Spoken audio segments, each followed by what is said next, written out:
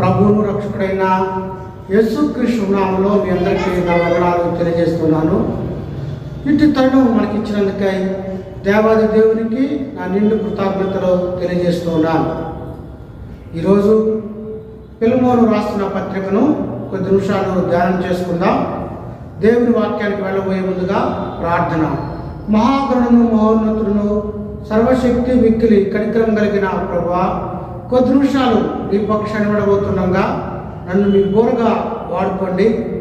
ఎవరైతే వాక్యాన్ని వింటున్నారో వారందరిలోనూ మీ వాక్యం ఫలింపచేయండి. ఈ వాక్యం ద్వారా సరిచేయబడి మారు మనసు పొంది రక్షణ పొంది పాప క్షమాపణ పొంది రాకడలు ఎత్తబడేటువంటి వారిగా చేయమని చేయించున్న ఈ నా ప్రయత్నం ద్వారా కొన్ని ఆత్మలు పరలోక రాజ్యంలో చేర్చడానికి ఓ పాత్రగా నన్ను వాడుకుని మహిమ పొందమని యేసు దివ్యనామములో వేడుకొంచున్నాము తండ్రి, ఆమేన్. ఈరోజు ఫిలెమోను రాసినటువంటి పత్రికను ధ్యానం చేద్దాం. విమోచించబడినటువంటి జీవితాలను సమస్యలతో ఇబ్బందులతో నిండినటువంటి వారిని దేవుడు విమోచన చేసి ఉన్నతమైనటువంటి స్థానంలో ఉంచగలిగినటువంటి శక్తివంతుడు మన ప్రభు అయినటువంటి యేసుక్రీస్తు. ఈ ఫిలెమోను రాసినటువంటి పత్రిక మానవులందరూ సమానమేనని, ఈ లోకంలో అందరూ దేవుడి దృష్టిలో ఒకటేనని, ఆయన ఆశ్రయించినటువంటి వారిని, రక్షణ మారుమనసుకలిగినటువంటి వారిని, అంగీకరించినటువంటి వారిని ఉన్నతమైనటువంటి స్థానంలో ప్రభు ఉంచుతాడని ఈ ఫిలెమోను పత్రిక ద్వారా మనము గ్రహించవచ్చు. ఫిలెమోను పత్రికను అపోస్తలుడైన పౌలు రాసినాడు. ఎందుకు ఈ పత్రికను రాశాడంటే, ఫిలెమోను ధనవంతుడు, ఆయన దగ్గర ఒనేసిమోను అనేటువంటి బానిస ఉన్నాడు. దొంగతనం చేసి చెరలో వేయబడినప్పుడు పౌలు ద్వారా రక్షణ పొంది మళ్ళా తిరిగి తన యజమానుడైనటువంటి ఫిలెమోను దగ్గర చేర్చబడినటువంటి విషయాన్ని గురించి ఈ పత్రిక మాట్లాడుతున్నది. ఎక్కడి నుండి ఈ పత్రిక రాయబడిందంటే, పౌలు రోమా చెరలో ఉన్నాడు. చెరపత్రికలు 4 బైబిల్లో ఉన్నాయి. వాటిలో 3 ఆసియా ప్రాంతానికి రాశాడు. కొలసీ ఆసియా ప్రాంతంలో ఉంది. అందువల్ల ఫిలెమోను అనేటువంటి ఈ చెర వ్యక్తిగత పత్రికను పౌలు రాసి ఒనేసిము ద్వారా కొలసీకు పంపబడింది. ఎప్పుడు ఈ పత్రిక రాయబడిందంటే, క్రీస్తు శకం 61వ సంవత్సరంలో ఈ పత్రిక రాయబడింది. ముఖ్య వచనాలు 16, 17 వచనాలు. వచనం ఎప్పటి వచనము చదువుకుంటూ ధ్యానం చేసుకుందాం. యేసు ఖైదీ అయిన పౌలును, సహోదరుడైన తిమోతియును, మా ప్రియుడును జత పనివాడినైన ఫిలెమోనుకును పౌలు 13 పత్రికలు రాశాడు.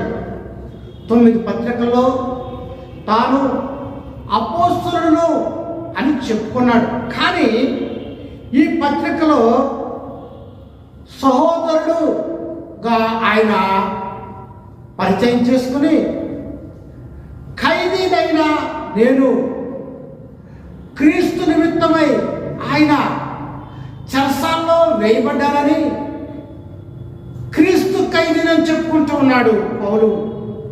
2వ వచనము, మన సహోదరి అయిన అప్పియాకును, తోడి యోధుడైన అర్కాపునకును నీ ఇంట ఉన్న సంఘమునకు శుభమని చెప్పి వ్రాయినది. అప్పియాకంటే ఫిలెమోను భార్య. అప్పియాకు అంటే అర్థం ఏమిటంటే బోధకురాలు. ఈమె తన ఇంట ఉన్న సంఘానికి బోధించేటువంటి స్త్రీగా. కీర్తనలో చూస్తాం, ప్రకటించే స్త్రీలు సమూహం వలె ఉన్నారు. యేసు ప్రభువును గురించినటువంటి శుభవర్తమానం అందించిన మార్చేటువంటి స్త్రీగా ఈమె ఉంది. అనేకులను ప్రభువునొద్దకు నడిపించడానికి ఒక పాత్రగా ఉంది. వారికి ఉన్నటువంటి ఆ గృహాన్ని they using for ministry of God. దేవుని యొక్క సంఘానికి నీతిమంతుని గృహంలో సువార్త వినిపించుతున్న విధంగా వారికి ఉన్నటువంటి గృహాన్ని దేవుని కొరకు వాడేటువంటి వారుగా ఫిలమోను కుటుంబం ఉంది. ఆది క్రైస్తవ చరిత్రలో 300 సంవత్సరాల వరకు కన్స్ట్రక్టెడ్ బిల్డింగ్స్, చర్చెస్ అనేటువంటివి లేవు. సుమారుగా 300 సంవత్సరాల కాలంలో కాన్స్టాంటినోపుల్ అనేటువంటి చక్రవర్తి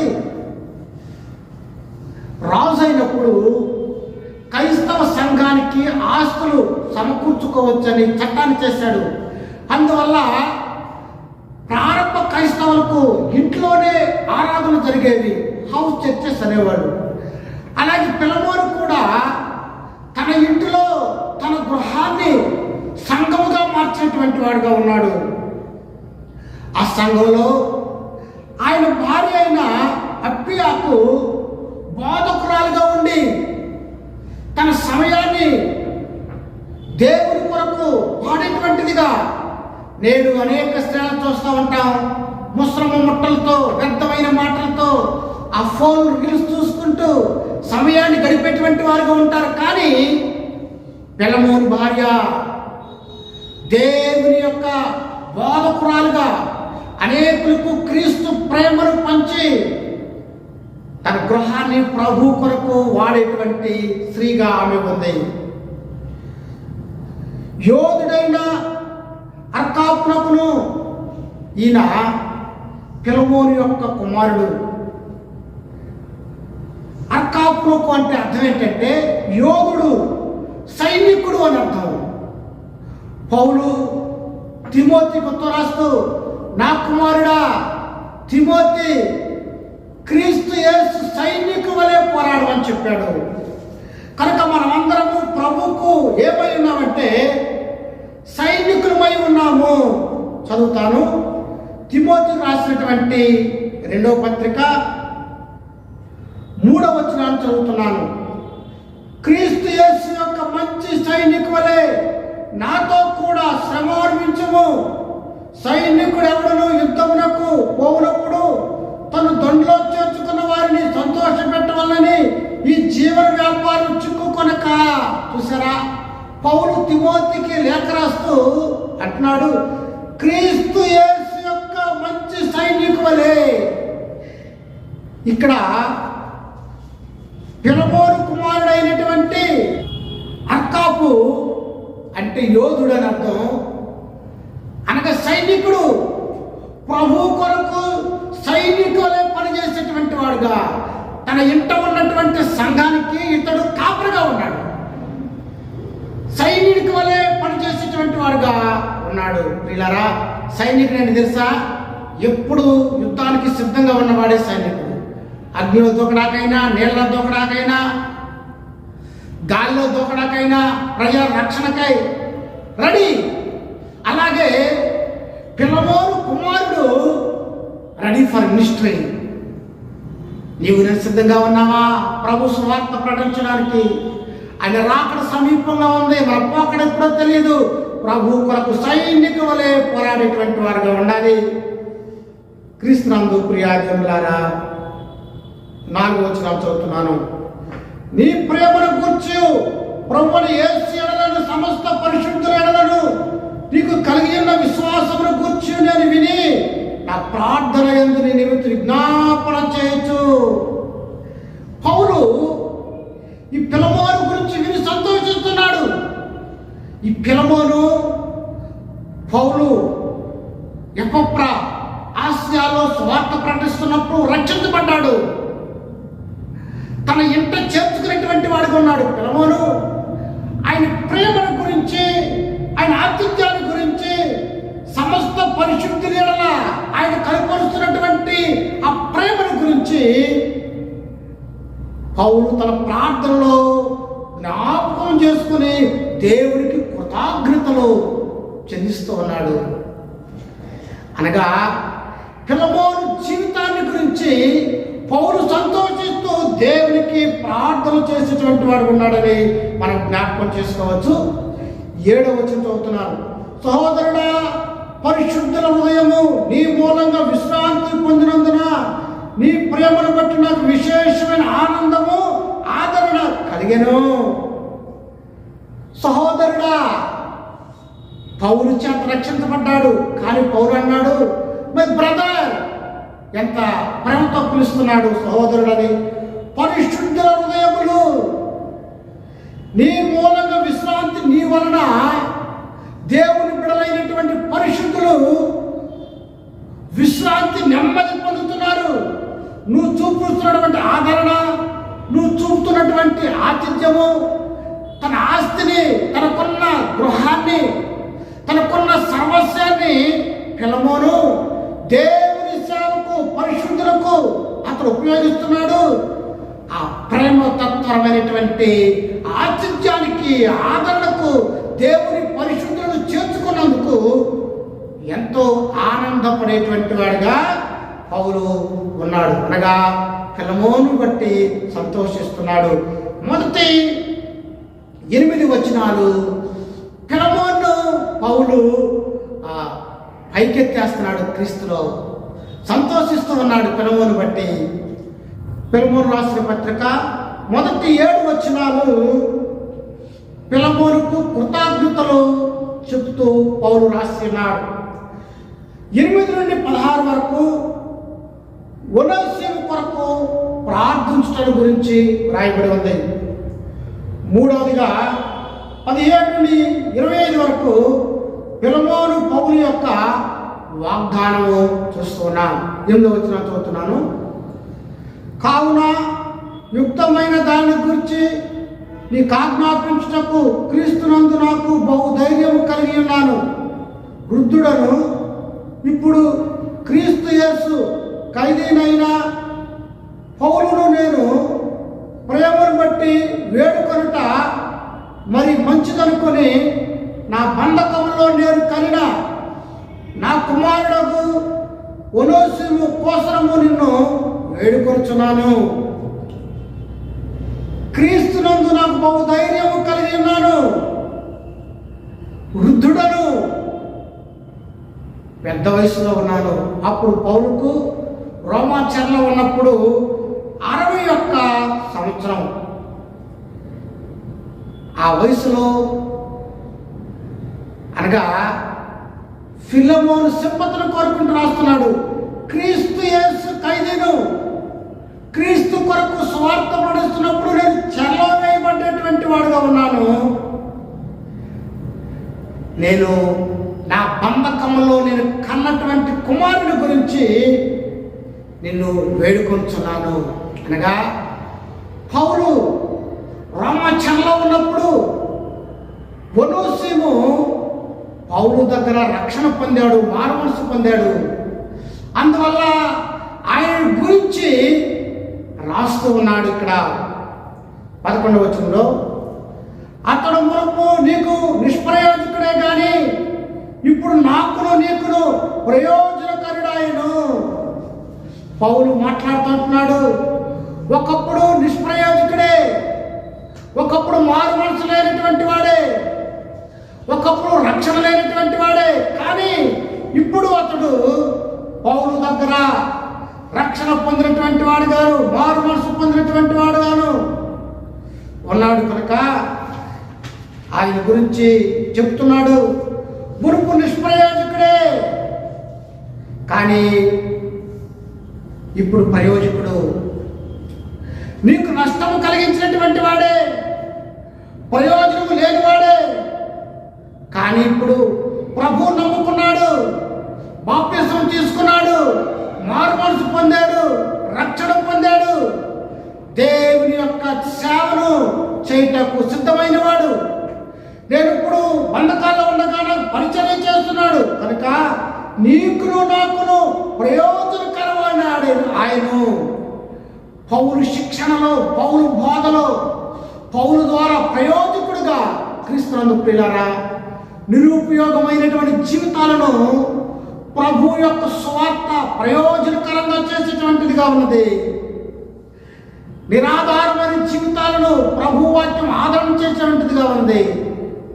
ఇక్కడ ఒనోసీము బానిసే కానీ, ఒకప్పుడు పాపే కానీ, పౌలు ద్వారా ప్రయోజకుడాయను సేవకుడైనటువంటి పౌలు ద్వారా ఒనోసీము నాకును నీకును ప్రయోజకుడైనటువంటి వాడుగా, అనగా ఒక నూతన సృష్టిగా మార్చబడ్డాడు.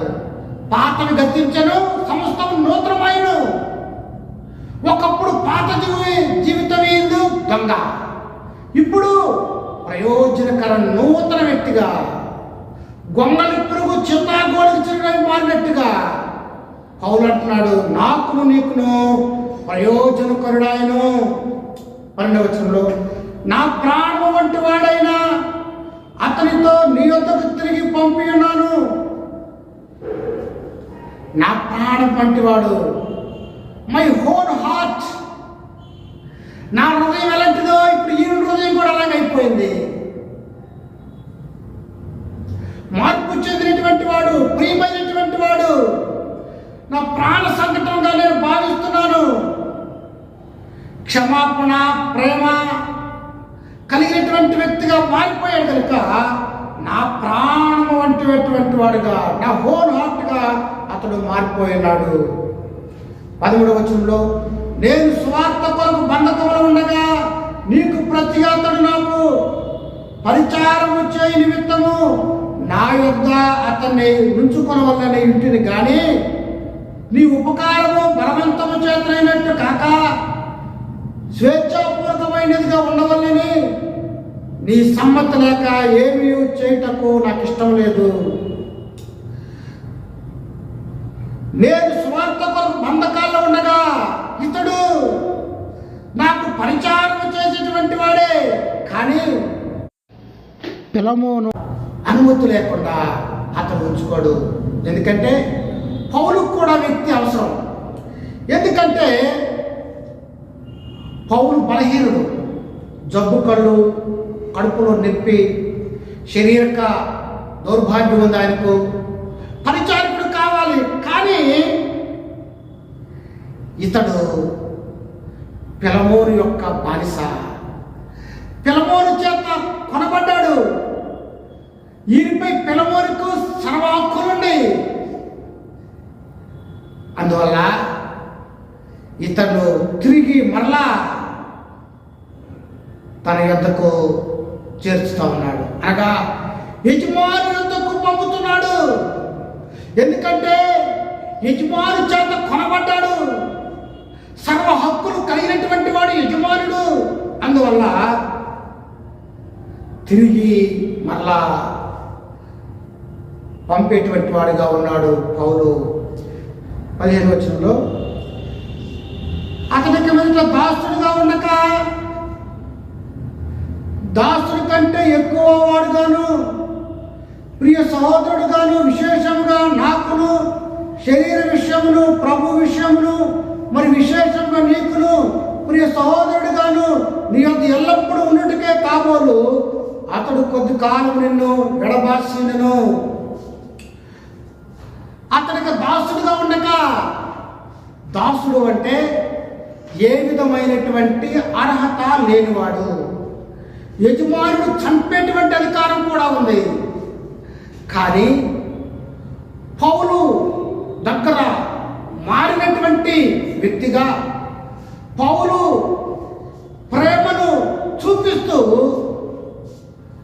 దేవుని ప్రేమ ఎలాంటిదో తెలియచేస్తూ ఒనోసీముకు లేఖ రాస్తున్నాడు. ఇప్పుడు ఇక అతడు దాసుడు కాదు, అతడికి నష్టం కలిగించిన వాడే, కానీ సహోదరుడుగాను. ఇక ఈశ్వర్ బ్రదర్, దాసుడు అంటే చెప్పులు అనకూడదు, సరైన వస్త్రాలు ఉండకూడదు, కానీ దాసుడంటే వస్త్రాలు ఉండవు, కనీసం చెప్పులు ఉండవు. కానీ సహోదరుడు అంటే ఇరువురు కూడా ఇక ఒకే వస్త్రాలు ధరిస్తారు. ప్రక్కన నుంచుంటే గడవుడు, చూస్తే సోదరుడు అని పిలుస్తారు. ఇక నీ సోదరుడుగా నువ్వు భావించాలి. ఎందుకంటే ప్రియ సహోదరుడుగా నువ్వు నీ యొద్ద ఉండుటకే కావాలు నీ యొద్ద నుండి అతడు దూరం అయ్యాడు. పిలవోనుకు దూరం అయ్యాడు, కానీ ఇతడు దేవునికి దగ్గరైనటువంటి వాడుగా ఉన్నాడు. అనగా ప్రభువుకు దగ్గరయ్యాడు.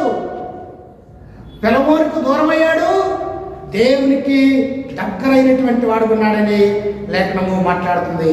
17వ వచనంలో, కాబట్టి నీవు నన్ను నీతో పారివారిగా ఎంచినడలా నన్ను చేర్చుకున్నట్లు అతన్ని చేర్చుకునుము. పౌలును పిలమోను ఎంతగానో ప్రేమించాడు, తన ఇంట చేర్చుకున్నాడు. అలాగే పౌలు అన్నాడు సహోదరుడు అంటున్నాడు కనుక, పౌలుడు ఎలాగైతే చేర్చుకున్నాడు పిలమోను, ఇప్పుడు నీవు నీ దాసుడైనటువంటి ఒనేసిమును సోదరుడుగా భావించి అతన్ని నీవు చేర్చుకోవాలి. ఎలా చేర్చుకోవాలి? నన్ను ఎలా చేర్చుకున్నావు? ఈ is my whole heart now. నన్ను వలె ఆయన నువ్వు చేర్చుకున్నటువంటి వాడుగా ఉండాలా. 18వ వచనంలో, అతడు నీకు ఏ నష్టమైన కలగజేసినలా నీకు ఏమైనా రుణమున్న ఎడలను అది నా లెక్కలో చేర్చుము. ఒనేసిము దొంగతనం చేశాడు, అతనికి నష్టం కలిగించాడు. అయితే ఆ నష్టాన్ని నా అకౌంట్ ద్వారా నీకు చెల్లిస్తా. నీ నష్టాన్ని నేను భరిస్తాను, నీకు చెల్లించాల్సింది నేను చెల్లిస్తాను. ఏమైనా రుణమున్నడలా నేను చెల్లిస్తాను కనుక అది నా లెక్కలో అయ్యి, అనగా ఆయనకు మారుగా నేను చెల్లిస్తాను. అనగా ప్రియులారా, ప్రభువు నీ కొరకు నా కొరకు మనము చెల్లించవలసినటువంటి రుణాన్ని ఆయన ఎలాగైతే చెల్లించాడో సబ్స్టిట్యూషనరీ అటోన్మెంట్గా మనకు మారుగా ప్రభువు ఎలాగైతే చనిపోయాడో అలాగే ఒనేసిము చెల్లించవలసినటువంటి ఆ రుణాన్ని పౌలు ఒనేసిము కొరకు నేను చేస్తాను నా అకౌంట్ ద్వారా అని చెప్తా ఉన్నాడు. ప్రియులారా, నీవు నేను పాపులమే, మనందరి కొరకు సబ్స్టిట్యూట్గా అటోన్మెంట్గా ప్రాయశ్చిత్తంగా యేసు ప్రభు ఎలాగైతే బలైపోయాడో ఒనేసిము కూడా ఇక్కడ బలైపోవాలా బానిస కాబట్టి. కానీ ఆయన పక్షాన నువ్వు ఆయన కొరకై నువ్వు నష్టపోయావు కనుక ఆ నష్టాన్ని నేను తిరిగి చెల్లిస్తానని చెప్తా ఉన్నాడు పౌలు. అందుకనే నీకు ఏమైనా రుణం ఉన్న ఎడలా అది నా లెక్కలో చేర్చము, నేను దానికి చెల్లించేటువంటి వాడుగా ఉన్నాను. అతని విషయంలో నేను బాధ్యత తీసుకునేటువంటి వాడిగా ఉన్నాను. నేను చెల్లిస్తా. I'm responsibility for this person. ఒనేసిముకు నేను బాధ్యుడు. పిల్లరా, మనందరికీ మన ప్రభు బాధ్యత వహించేటువంటి వాడిగా ఉన్నాడు. 19వ వచనంలో, అయినను నీ ఆత్మ విషయంలో నీవే నాకు రుణపడి ఉన్నావు అని నేను చెప్పనేలా. అయినను సరే నీవే నాకు రుణపడి ఉన్నావు, ఎందుకంటే ఇది శారీరకమైనటువంటి రుణము, కానీ ఆత్మ విషయమైనటువంటి రుణము ఉన్నతమైనటువంటిది. నీవు నాకు ఆత్మ విషయంలో రుణపడి ఉన్నావు. శరీర రుణం కంటే ఆత్మ రుణము ఉన్నతమైనటువంటిది కనుక నీవే నాకు నీ ఆత్మ విషయంలో రుణపడి ఉన్నావు అని పౌలు చెప్తా ఉన్నాడు.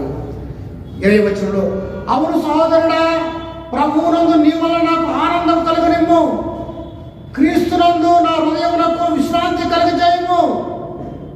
పౌలు అభ్యర్థిస్తున్నాడు, సహోదరుడా ఒనేసిము, ప్రభువునందు ఆనందం కలగనిమ్ము, క్రీస్తు ద్వారా నా హృదయమునకు నీవు చేస్తావని నాకు తెలుసు.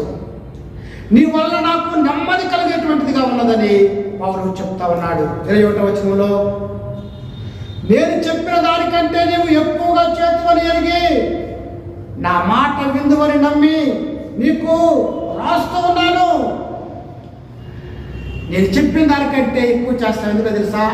నేను ఉండగా నీవు నాకు ఎలా చేసావో నాకు తెలుసు కనుక అంతకంటే ఎక్కువగా నీవు చేసేటువంటి వాడుగా ఉన్నావని నేను ఎరుగుదునని పౌలు తెలియజేస్తా ఉన్నాడు. 22వ వచనంలో, అంతేకాదు ప్రార్థనల మూలంగా నేను నీకు అనుగ్రహింపబడదని నిరీక్షించున్నాను కనుక నా నిమిత్తము బస సిద్ధం చేయము. పౌలు అంటున్నాడు, బస సిద్ధం చేయి. ఎందుకంటే నాలో ఒక నిరీక్షణ ఉంది.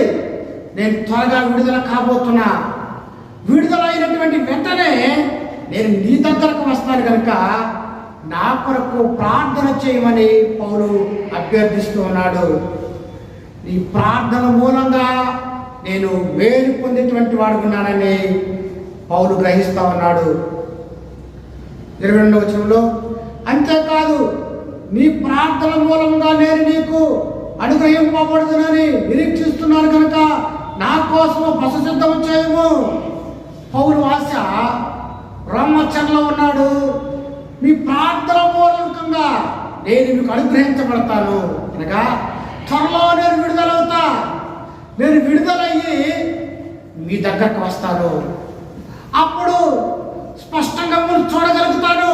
అందువల్ల నేను మీ యొక్క నివాసం చేయలాగునా నాకు బస సిద్ధం చేయండి అనగా గెస్ట్ రూమ్ను సిద్ధపరచమని అతడు తెలియజేసేటువంటి వాడుగా ఉన్నాడు. అనగా పౌలుకు పిలమోనుకు ఎంత సంబంధం ఉందో, ఎంత సహవాసం ఉందో, ఎంత విశ్వాసం కలిగి ఆశ కలిగి బంధకాల్లో ఉండి రాస్తున్నాడో మనము గమనించవచ్చు. 23వ వచనంలో, క్రీస్తు యేసునందు నాతోటి ఖైదీ అయిన ఎపఫ్రా అనే కొలస్సీలో ఉన్న సంఘాన్ని స్థాపించాడు. ఇప్పుడు పౌలుతో పాటు ఎపఫ్రా బంధకాలలో ఉన్నటువంటి వాడుగా ఉన్నాడు. ఈ విషయం కొలస్సీ రాసిన పత్రిక 4:10లో మనము చూడగలుగుతాం. నా జత పనివాడైన మార్కు పౌలుతో పాటు ఖైదీగా ఉన్నాడు. ఒకప్పుడు పౌలుతో విభేదించాడు, కానీ ఇప్పుడు పౌలుతో పాటు ఉన్నటువంటి వాడుగా ఉన్నాడు. అరిస్తార్కు ఇతడు కూడా పౌలుతో పాటు చెరలో ఉన్నాడు. దేవా ఒకప్పుడు భక్తిపరుడే, విశ్వాసే, కానీ అనంతరము కొంతకాలం తర్వాత అతడు లోకంలో కలిసిపోయినటువంటి వాడుగా 2వ తిమోతి పత్రిక 4:10లో మనం చూస్తాం. చదువుతాను. 2వ తిమోతి 4:10 చదువుతున్నాను. నా యొక్క త్వరగా వచ్చుటకు ప్రయత్నం చేయము. దేవా యహలోకమును స్నేహించి నన్ను విడిచి ఎథెన్సులోని కక్కు వెళ్ళిను. క్రేకే గలతీయులకును తీతు దల్మాతీయులకు వెళ్ళిరి. ఈ దేమ లోకాశకు గురయ్యి లోకంలో కలిసిపోయినటువంటి వాడుగా ఉన్నాడు. లోక వందనము చెప్పుతున్నారు. లోకంటే వైద్యుడు, పౌలుతో పాటు పరిచర్య చేశాడు. ఈ లోక స్వార్థ అపోస్తల కార్యాలను ఈయన రాసినటువంటి వాడుగా ఉన్నాడు. 25వ వచనంలో, మన ప్రభువైన యేసుక్రీస్తు కృప మీ ఆత్మకు తోడైండును గాక. పౌలు ఎప్పుడు కూడా దేవుని కృపను తెలియజేసేటువంటి వాడిగా ఉన్నాడు. కనుక ఈ పత్రిక ద్వారా మనము ఏమి నేర్చుకోగలుగుతామంటే, నిజమైన ప్రేమ క్షమాపణ. మన దేవుడు ప్రేమై ఉన్నాడు. ఆయన ప్రేమలో మనమందరం కూడా పాలు భాగస్తులమయ్యేటువంటి వారుగా ఉన్నాం. ఆయన లోకాన్ని ప్రేమించి వచ్చాడు. మనం కూడా క్రీస్తు ప్రేమను ఈ లోకంలో చూపేటువంటి వారుగా ఉండాలి. క్షమాపణ ప్రభు చూపిన మార్గం క్షమా మార్గం. అలాంటి క్షమాపణ జీవితాన్ని మనం ఈ లోకంలో కలిగి ఉన్నటువంటి వారుగా ఉండాలి. క్రీస్తులో సమానత్వం.